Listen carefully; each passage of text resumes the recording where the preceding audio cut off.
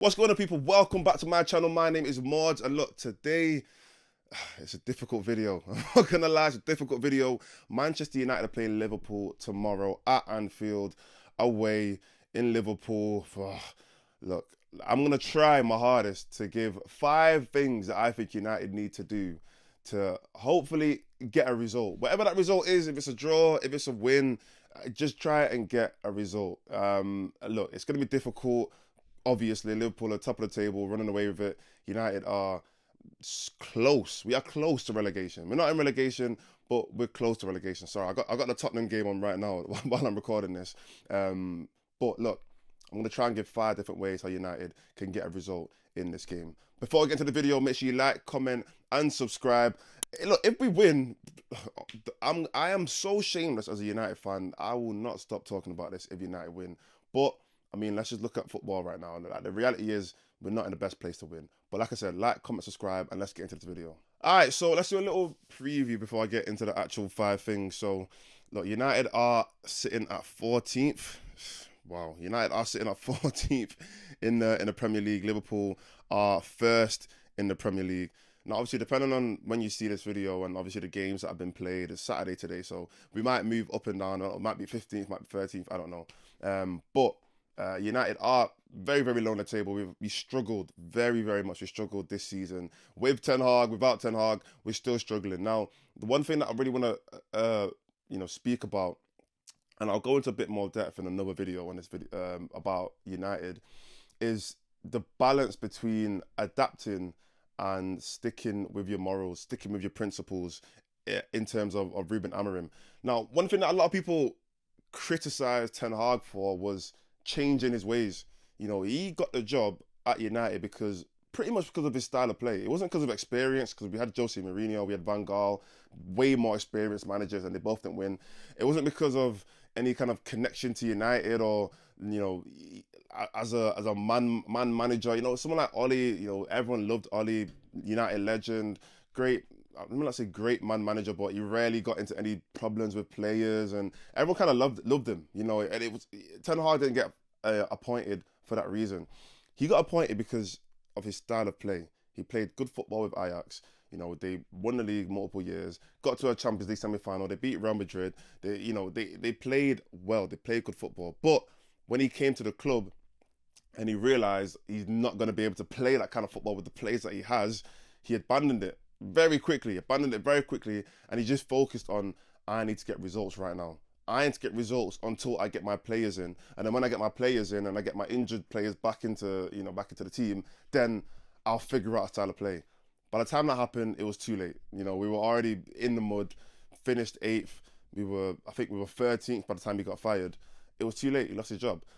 Now with Amorim, he's come in and he's done the complete opposite. He said, you know what? I have a style of play. That style of play is the reason why I won games. So I'm going to bring the reason why I won games to United. And yeah, the players might not be able to handle it straight away, but it is a process. And eventually, when I do get my players in, when the players that I do have adapt and they learn the new positions, some of them are going to be good enough to continue playing. The ones who can't, they're going to get weeded out and we're going to get new players in. Now, the problem with that is the players that we have right now are so bad at adapting. We look worse than we was with Ten Hag. Actually, let me not be harsh. We're in this is the worst we've ever been. I'll be honest. Like, in terms of, you know, performances, results, this is by far the worst we've ever been, by far. But Amorim is sticking with his goals. He's sticking with his principles, sticking with the reason why he came to the club. That could be detrimental, very detrimental, because we don't know how low this could go. We could lose tomorrow against Liverpool, and all of a sudden, like, we're in the company of the Evertons and the Wolves and the Ipswiches, and now it's like, where do we end up next? Because after that, we are literally talking about relegation, and we're halfway through the season now. We're not 6 games in, 7 games in. No, we're literally 19, 20 games into the season, so we can't be doing that. So I'm gonna need Amorim to, stick to your principles, because that's why you came in, but there needs to be a balance. There needs to be a balance between adapting, you know, the plays that he already has and trying to at least play to some of their strengths. You know, some of the players, their strengths are not, you know, the system that you brought in. Adapt, bring a little bit more balance, so then we can at least get results. The players can help you get some results. It is going to be difficult. It's easy. It's way easier to say than to actually do. But that is what Amorim needs to think about if, you know, if he's going to keep his job. Because right now, we can't keep doing this to the end of the season and then leading into next season as well. We can't. He will not survive that long, I promise you. Now, looking at Liverpool, like I said, best team in the league, probably the best team in the Champions League, probably the best team in the world right now, let's be honest. Like, they are flying right now. And that's all credit to Arne Slot. I spoke about it in my last video when I spoke about my predictions for the season, and I spoke about how, you know, good Arne Slot has been. In my opinion, he's arguably one of the managers of 2024. Yeah, you've got the Atlanta manager, you've got Ancelotti, you've got Xabi Alonso, etc. But Arne Slot is in that conversation with one of the managers of Lachey. He only lost one game. He managed 2 teams and lost 1 game the whole of 2024. That's an amazing record. Now, Liverpool, their biggest threats, as we all know, Mo Salah, 17 goals and I think 13 assists. Let me check. Mo Salah has 17 goals and 13 assists in the Premier League. He's going to break the record, what Thierry Henry did. He's going to get easily 20 goals, easily. He's got 19 games to get 20 goals. And 7 assists, it's not impossible. Yeah, that's what I'm going to say. Like, it's not that far away that you can't do it. And if Liverpool continue this run of form, 100% he's going to easily get 20 goals, 20 assists. He needs to be nullified. He needs to be taken out of this game. But Liverpool also have a lot of other players that are just performing well as well. It's across the whole team. You know, players like Gravenberch, probably one of the best midfielders this season. McAllister, I feel like he's been an unsung hero. He's been super important in Liverpool's midfield as well. I mean, Konate and Van Dijk are probably the 2 best centre-backs in the league. Trent is having a world-class season. He's probably going to go Real Madrid, hopefully. Get out of the Premier... Let me not say get out of the Premier League, because I don't hate him or anything, but like what he's been doing for Liverpool, I'm not a fan of Liverpool, obviously. Go Real Madrid. Go and do it over there. We'll see you in the Champions League every now and then, but just do it in another league, man. It's getting frustrating. But yeah, all over the pitch. Even when Alisson went out, Kelleher came in, was playing great, you know what I'm saying, as a second goalkeeper. Everywhere on the pitch, Liverpool just seemed to be doing well. So yeah, it's literally like a huge contrast between the 2 teams. Now let me go through the 5 things that I think United need to do. The first thing is stay in the game. We cannot go down early. We cannot go down early. That's one of the main problems with United is when we go down, the players' heads also go down. And it's like we just run into trouble. We could concede like 3 goals in 10 minutes just because the players, like the confidence and mentality just deflates. And that's one thing that needs to be changed going forward anyway. I mean, I remember when I think it was Ollie days, we used to go down all the time. We used to go down all the time, but Ollie somehow just used to bring some kind of motivation to the team, and we come back like every second half. We somehow just come back. The team needs to have a stronger mentality when going down.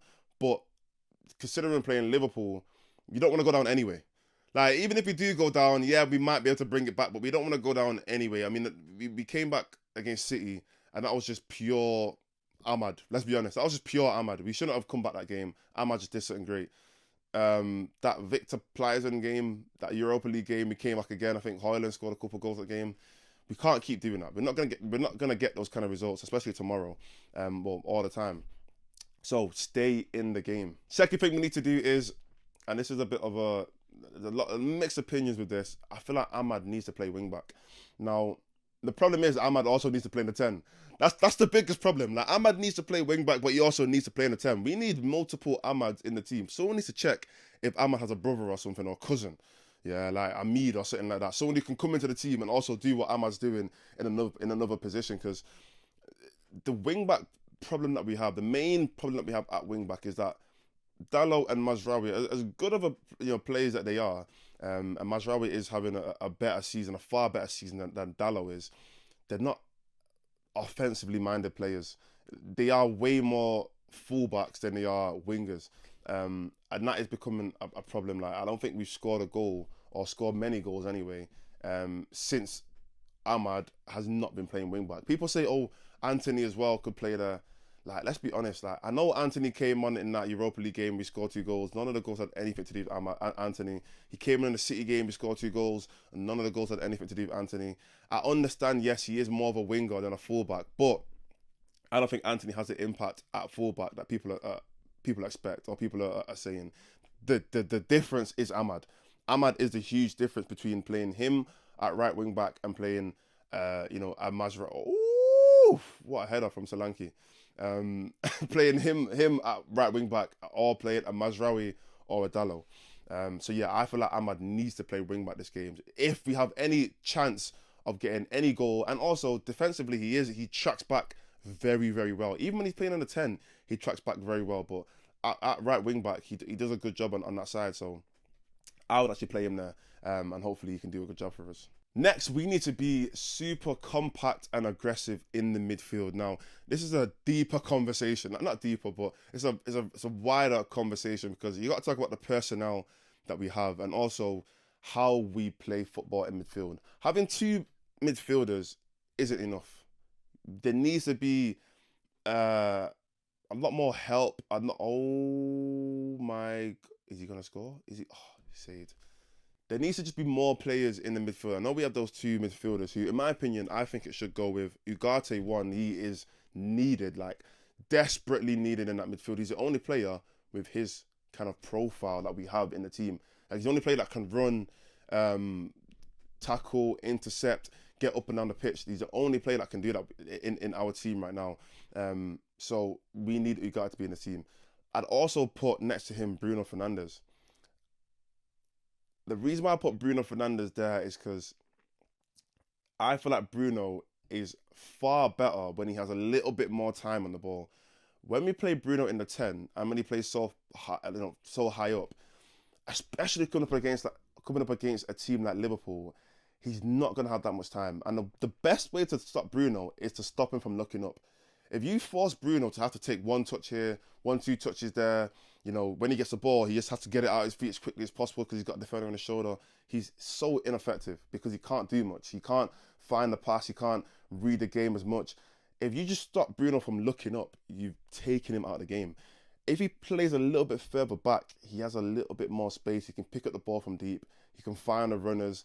And I know we're not going to play our best football against Liverpool, but the chances that we do have are going to come probably from Bruno getting the ball or Ahmad getting the ball in deeper areas and actually creating something, making something happen. And also, he's a bit more, in my opinion, he runs a little bit more than like a Mainu or Eriksen or Casemiro. Mainu, I would still play Mainu, but I'd actually play him a bit further forward in one of those 10 positions. But like I said, we need help. So Mainu, even though he would be playing a bit further forward, he would pretty much be playing like a free in the midfield, in my opinion. So I'd actually go with Bruno, Ugarte, Mainu, and Eriksen. I'll play Bruno, Ugarte, Mainu, and Eriksen. I'd tell Mainu to play in the midfield a little bit deeper with Bruno and Ugarte to kind of compact it a little bit more. Because Mainu is very good at like interceptions, stopping the ball from crossing the lines, etc. But he's just not as mobile as like an Ugarte. He doesn't get up and down the pitch as quickly and as effectively as like an Ugarte or Bruno does. But having that extra body in the midfield will help a lot. And then Eriksen, he is probably one of the only other creative players in the team. He can find that pass. So if we have to sacrifice a player in the midfield to be more attacking, I'd sacrifice Eriksen. So then if the ball does go forward, Eriksen can find the pass to, whether it's a Højlund or whoever else is up there, Ahmad or whoever else is running forward. Fourth thing we need to do is nullify Mo Salah. Now that is probably the hardest thing that we're going to do. I spoke about Mo Salah earlier on in this video, but I've got 17 goals, 13 assists, created, I think, I don't know what number, he's one of the highest big chance creators in the Premier League. He's having an insane season. He might be in his prime. That's how crazy it is. Mo Salah might be in his prime after being in the Premier League for 9 years. It's insane. Now the way how we can nullify Salah, like I said, it's not gonna be easy. It's a lot easier to say, but that left hand side needs to be solid. Now Martinez and Dalot are having probably the worst seasons of their career. Yeah, and it's not the best time for both of them to go up against Mo Salah. He's gonna have so much fun if they're playing the way how they played this season. They need to work together. Martinez and Dalot need to work together on trying to stop Salah. Like, they can't give Salah a lot of space in behind. Then they're going to need to double him at times. They're going to need to take him out the game at sometimes. Even have to man-mark him at sometimes. If you know Salah is sitting on the halfway line, waiting for the ball to be played over, someone's got to stay in the shoulder. Someone's got to get goal side of him, stay in the shoulder. Never let him have 2-3 yards of space anywhere near the box. Those two players, Dalot and Martinez, are going to need to have an insane game to take Salah out of it. And that's the only way I can probably say that we're going to take Salah out of the game. I don't know how else to do it. And a fifth way how Man United could, or the fifth thing that they have to do to possibly get a result is we need a bit of heart, man. Like, we need a little bit of heart. Like, we can't keep, like, it's just, and this is very similar to the first reason about staying in the game, but we need a bit of energy in the game. We can't go into this game thinking that we've already lost. Go into this game thinking, you know what, yeah, we're Manchester United. We're playing Liverpool, yes. It's going to be a very difficult game. They have beat us in the past quite a lot. But we need to just be, we need a bit of motivation. We need a bit of courage in the team. We need some leaders. We need some big game players. Rashford, we might need you today. Like, I know it's a bit of a controversial. I'm not saying controversial because it's just football, but like, we might need Rashford in the team. Like, we might need that someone to come on and just run. Like, just run. We might be out the game, might be 2-0 down or 1-0 down, and we just need someone to, you know what, yeah, if you don't come on and if you come on and you do nothing, we lose anyway. What are you? Oh my gosh, this game is crazy. But yeah, we might just need someone to come on and just try something. Just try something. If it doesn't work, we lose anyway. If it works, then it works. But we might need a Rashford to come on. I don't know. But we just need some kind of heart. We need some desire from the team. We need someone to just take control. Well, we need everyone to actually just take control and actually play to the best ability. This could be a kickstart to the rest of our season if we get a result today. This could lead on to greater things. I say that probably won't, but it could. You know, you never know with football. But yeah, we need some kind of heart. So yeah, that's it. That's the 5 things that I feel like United need to do to hopefully potentially get a result against Liverpool. It's going to be difficult. Like I said, I'm going to be on the United stand tomorrow on the build-up show and on the fans forum after the game. So if you want to hear my instant reaction, I'm going to actually try, because I'm supposed to be uploading every day. Tomorrow, I'm not going to be at home to film, but I do want to get a reaction out. So what I'm going to try and do is straight after the game, I'm going to do a video. Let me know if you want to see this. I'm going to do a video on my phone or on a camera or something. Just a straight up live reaction of the game. I'm going to upload it straight away just before we go live for the fans forum. So you want to see that, let me know, put it in the comments. But yeah, I will be on the United stand tomorrow after the game, so go and check that out to hear my analysis and obviously the other guys' analysis as well. But yeah, thanks for watching this video. Be back again tomorrow and the day after that and the day after that and the day after that.